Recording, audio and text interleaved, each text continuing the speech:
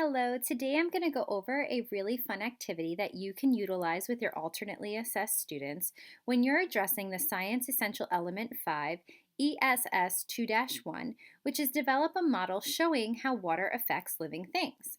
So not only are we going to go through a graphic organizer on a Jamboard, but I'm also going to show you a really fun experiment that you can do with your students, whether they're able to participate and follow along with all the steps as you do them, or if you actually model it for them and then you're able to check in with them on how that's going. So we'll do that after we go through our water cycle diagram and go through our Jamboard.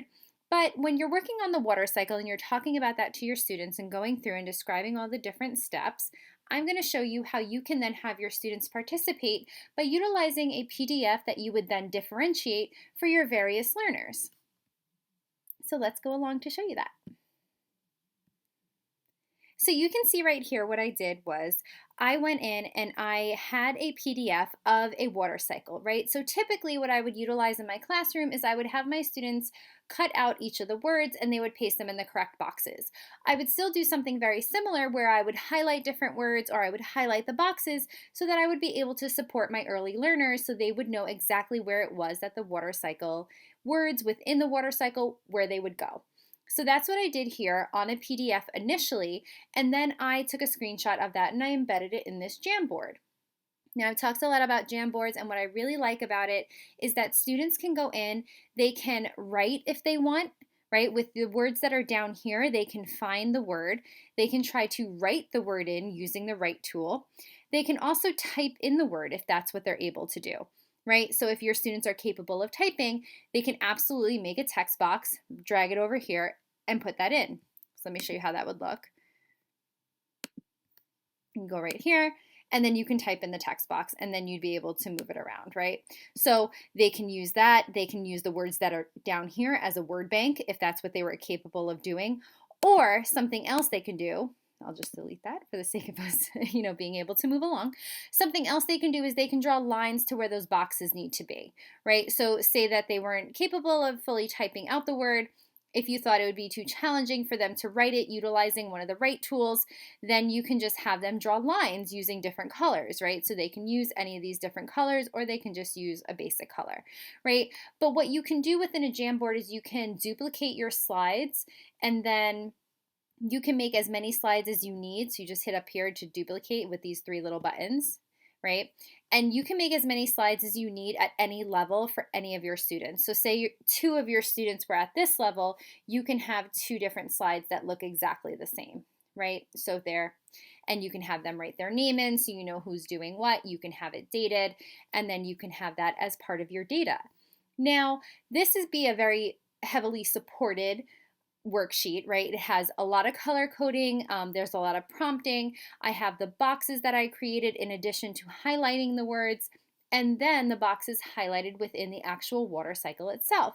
But if your students were ready to move on beyond that, you can very simply fade back some of that support by going down here and then still creating those boxes for your students, but maybe taking away the boxes that are at the bottom. So instead of having the boxes where they would just either draw the lines to them or be able to type in the words, now I faded back some of that visual support and I differentiated for my students who are a little more higher level, and I took away those boxes that are down here.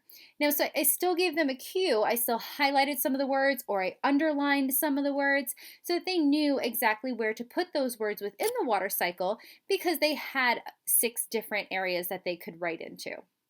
So again, this would be a level a little bit higher, but you can absolutely continue to differentiate for your students and say you had another student that was at this level, you can very simply just go in, hit those 3 dots, and then hit duplicate, right? And there you go. You'd have more than just one slide if there were 2 students who were at that level so that maybe student A can do this one, and then when you're ready, you can move on. You can have student B write in their name, and they'd be able to do the exact same thing.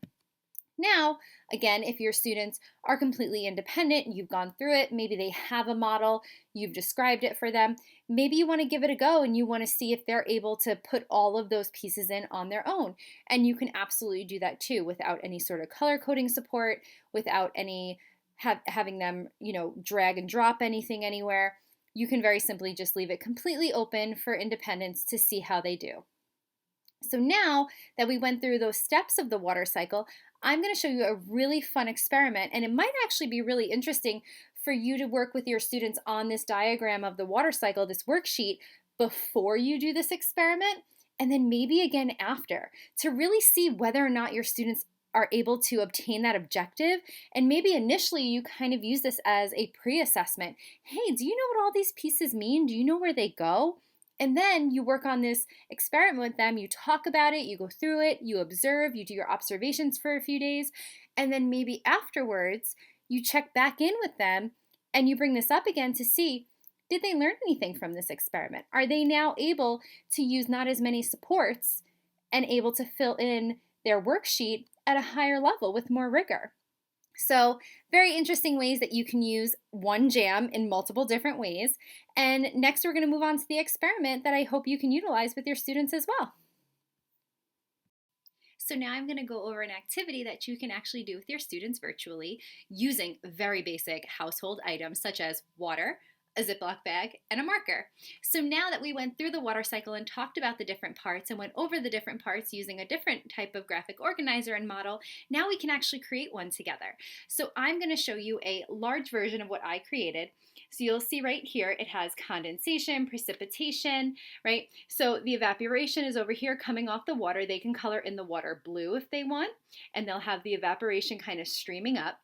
Then we have the sun over here, right, which is giving off energy, which is helping the water to evaporate and come up and all that good stuff. And then we have the condensation in the clouds, right? So the condensation, like we had talked about, builds all the way up, right? And it gets really thick and heavy. And then what happens? Then there's precipitation, right? And the precipitation comes down and up on top of these mountains. It's in the form of some snow, right? So you get as creative as you want. You can make it as basic as you want. And then you just have all your different examples, right? I used a big gallon size baggie, right? But I held up a piece of paper just so you can check it out, right? And see all the different parts. But you can have your students, draw some clouds, draw the sun, draw some water, and then you're good. So what you would do after you do this, and you can do a big bag, you can do a small bag, whatever size you want, right? You can even use those little, even smaller snack size bags if that's easier for them to manage. So now we drew all of our examples of the atmosphere and we drew our water cycle. Now we just need the water, right? So now you're going to take your baggie, you're going to take some water, you can have a cup, you can have them run it under the faucet, and then you're going to pour that water into the baggie. Get it in there nice and easy. This bottle helped me to pour it. So now here you go. Here's my water, right? What you can do is you can add some food coloring if you want, if it makes it easier for your students to see. You can absolutely do that. But we just have some water. You don't even need that. It's just basic. We have it down there. It's listed as water.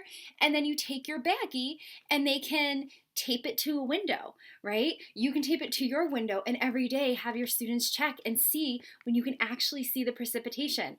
And let me tell you guys, you really can see it. We had done this in the classroom a couple of years ago and it was fantastic. Every day the students would come in, they would check it, they would notice the differences. So it's a really fun activity to have going on even in your virtual classroom. If you just want to make the baggie and go over it with your students and have them check it every day and watch the changes and the differences and notice when they see condensation and how that would bubble up and what that would look like, and maybe some of the water's evaporating, right? Because it's going away. It's maybe not as much as we originally poured in.